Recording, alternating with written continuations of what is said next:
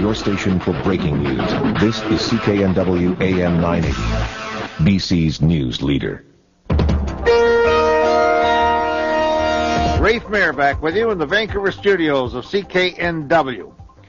When you have a headache or feel fatigue, pain, or a buzzing or ringing in your ears, does it ever occur to you that it might be because of the electromagnetic fields around you?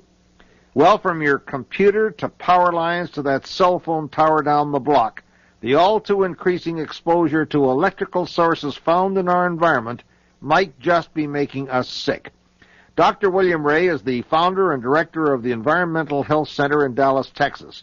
He is a practicing thoracic and cardiovascular surgeon with a passionate interest in the environmental aspects of health and disease. In 1988, Dr. Ray was named the world's first professional chair of environmental medicine at the University of Surrey in England. He is currently the president of the American Environmental Health Foundation. He is on the line from Dallas. Dr. Ray, thank you for joining us this morning. It's a pleasure to be here. What is the electromagnetic field sensitivity? What does that mean?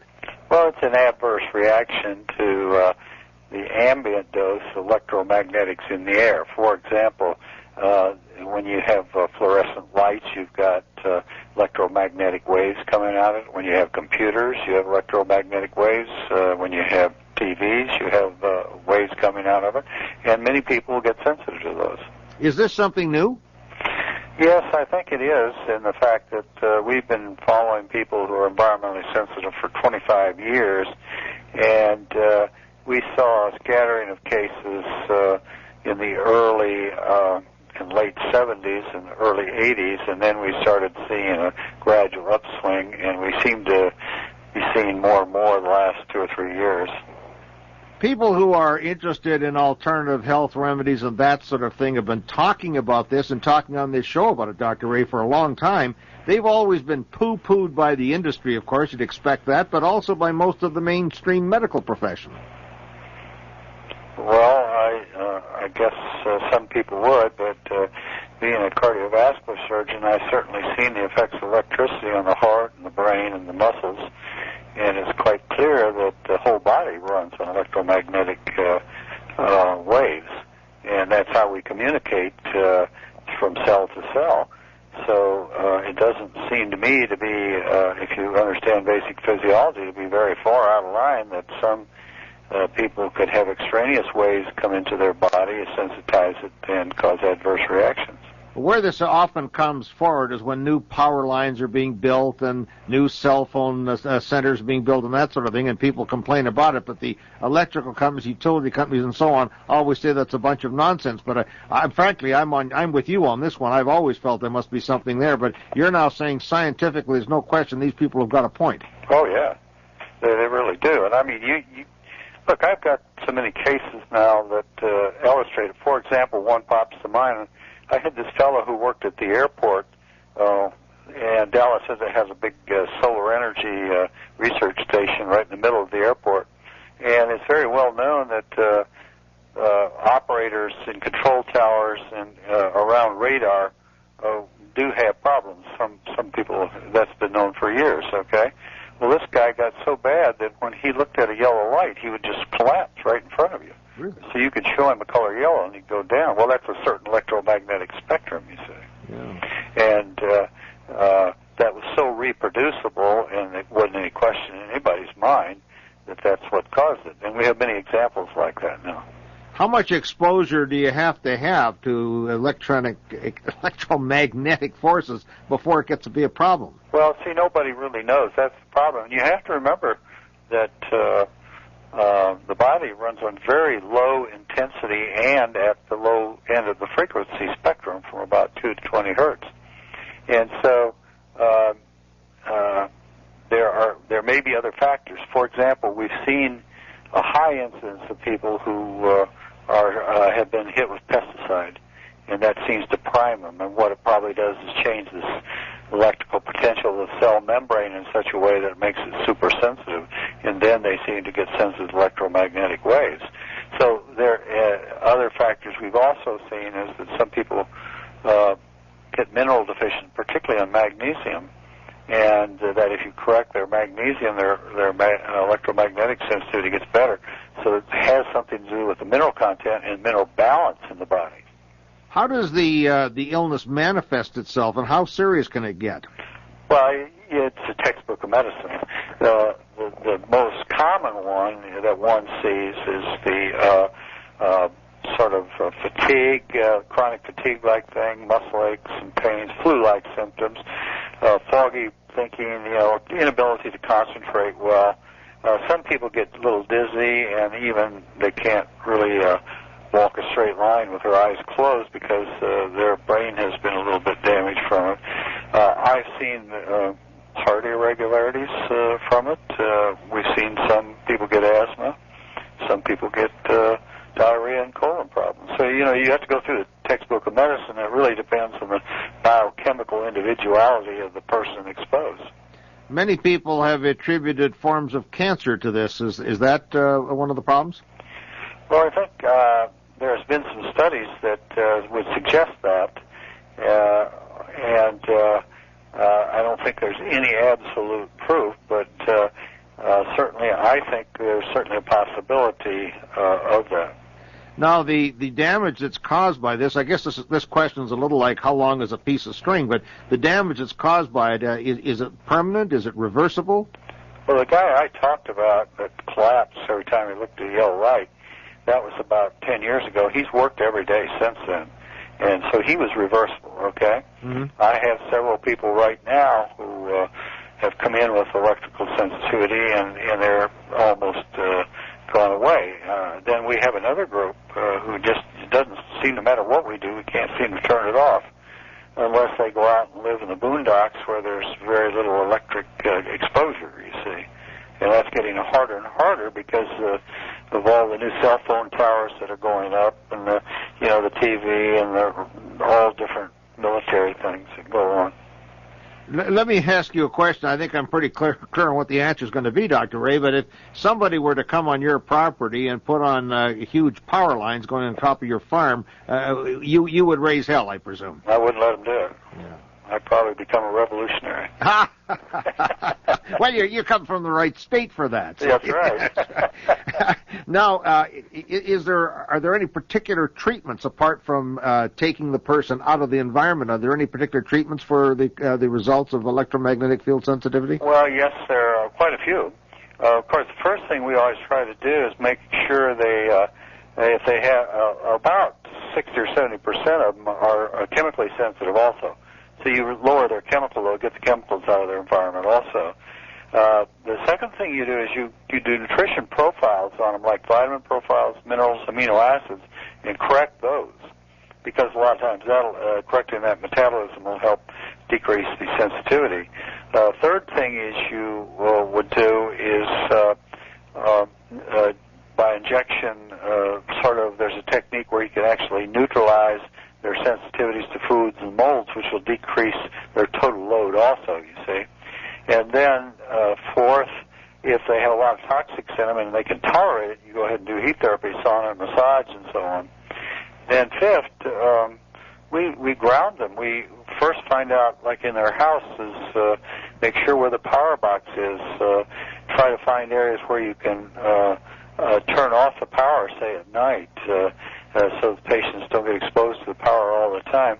And we'd have them go out and at least walk with their bare feet or sit on the ground for an hour, 2 or 3 or 4 a day.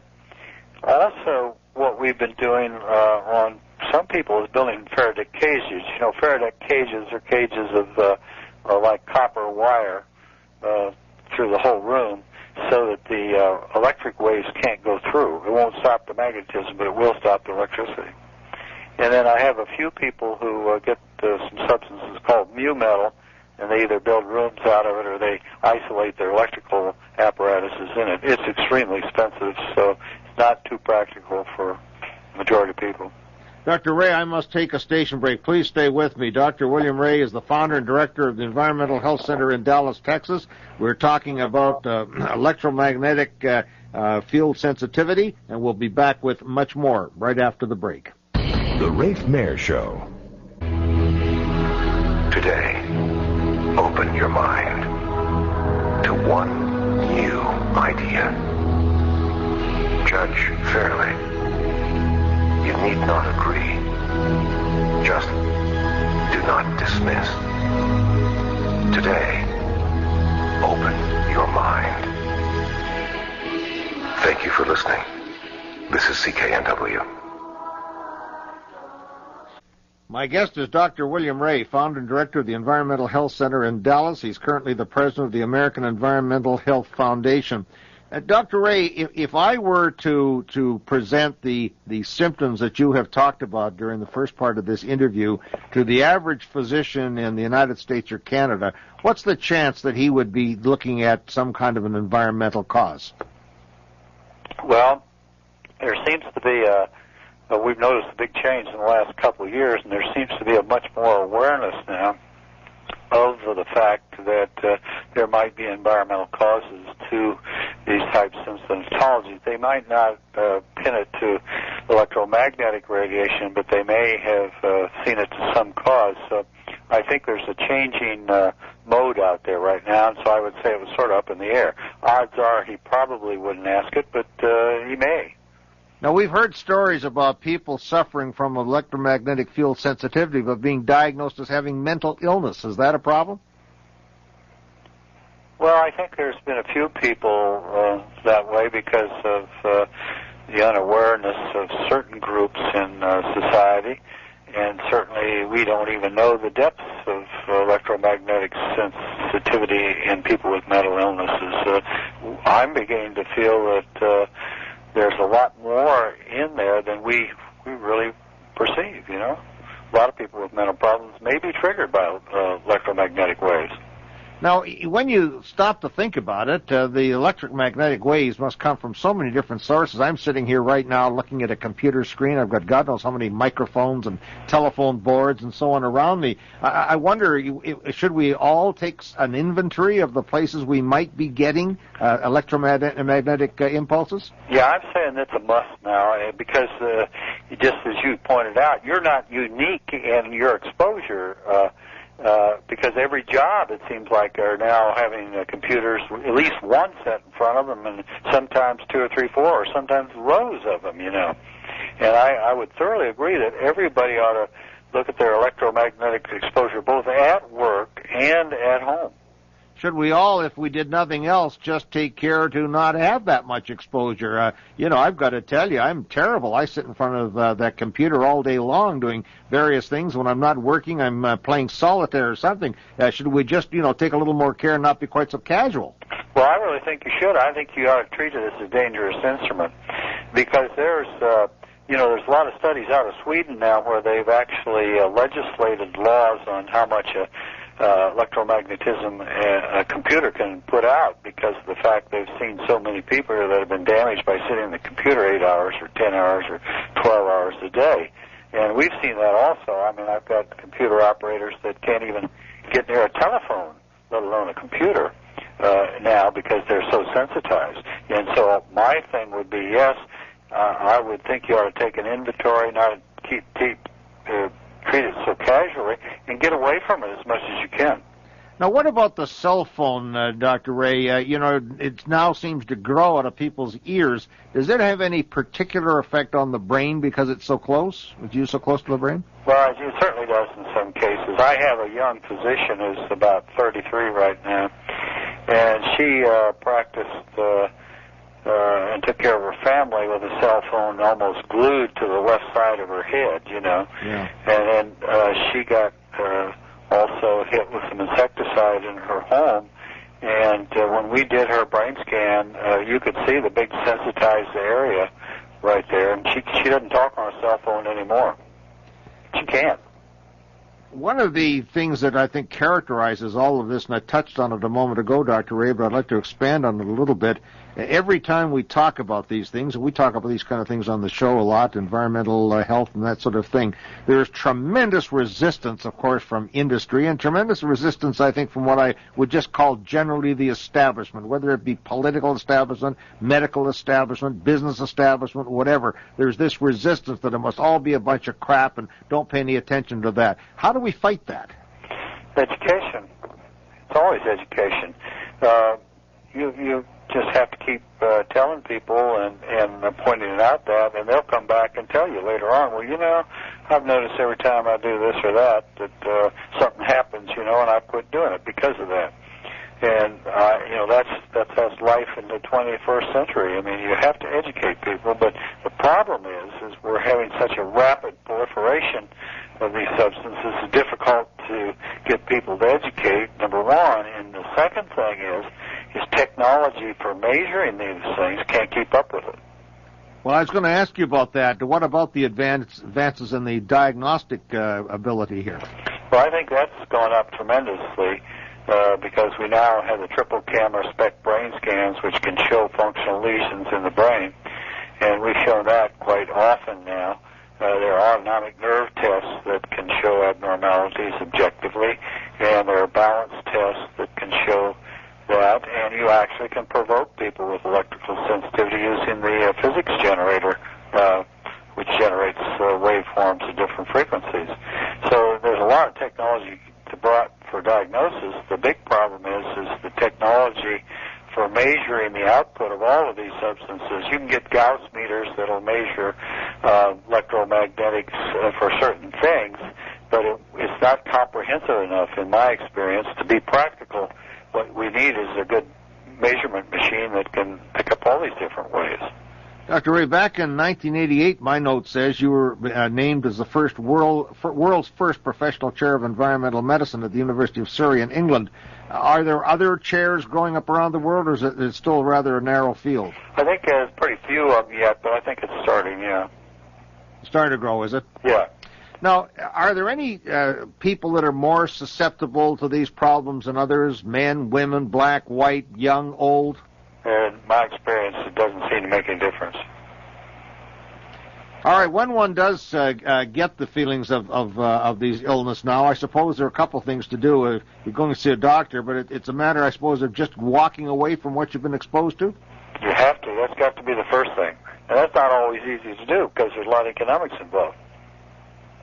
Yeah, I was noticing just taking a taxi cab the other day, you know, you've got electronic gizmos in there for calling his office and taking your fare and all the rest, where it all used to be mechanical. Well, see, that's the problem. I just came back on an international flight, and you got a TV beaming right at your face and chest right there on the seat, the back of the seat above you. And your neighbor has it, and each people inside, and there must be a couple hundred of them in there. It's craziness.